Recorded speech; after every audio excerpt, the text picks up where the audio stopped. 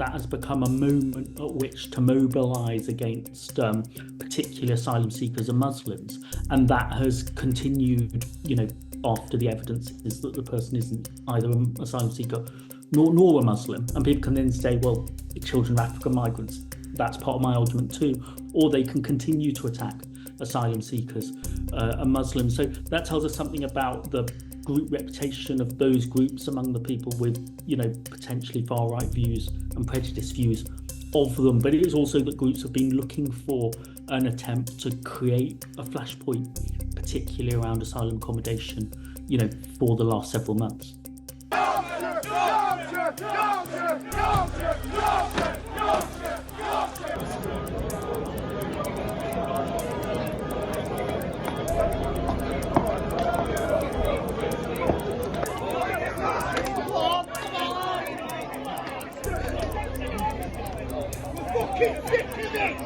They're doing well because they're less organised, and they're harder to police because they're less organised. So historically, you'd have had the National Front, and the National Front, in the 70s and 80s, it was a political party. It was standing for election. It was never getting elected, but might be getting 5 or 10% of the vote here and there, and it was synonymous for British ethnic minorities of that generation with the people who were doing street bashing, street racism as well. They were the same people. They had a political party. The British National Party early in this century, again, it's an organised party in a pre-internet age, and that it's got a political project. It's also quite interested in street violence, or is legitimising that kind of thing.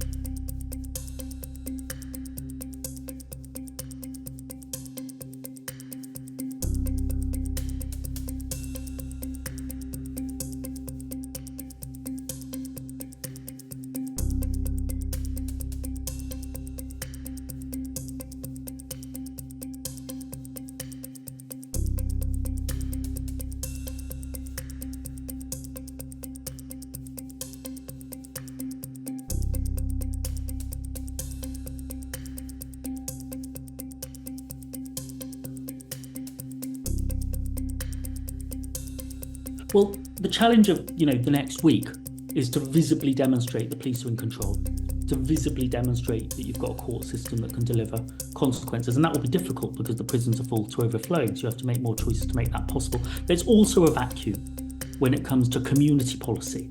And we've got a 25-year pattern of deciding we should have a cohesion policy in the wake of shock events like the riots of 2001 and several things since. But there's been no sustained strategy from the UK government of actually having the policy that works out what is the role of government, what is the role of other people. How do you, get the boundaries right and spread that confidence contact with the people who wouldn't have it. These thugs that came along and showed an ugly face, and he said to me, yes, look at this is one of them, and if you do that once more. They are beautiful. You could actually mobilise a lot of the people who aren't out on the streets throwing rocks at the police to what could they do? Conversation clubs, social things. At the moment, I think faith groups get involved. We're quite a secular society now. If you're not part of a faith community, you don't really hear and see how you could step up and get involved. So I think government which hasn't got very much money, if it put the facilitation in place, it could unlock sort of a quarter of the society would probably like to turn up and be that kind of country. Nazis go off our streets!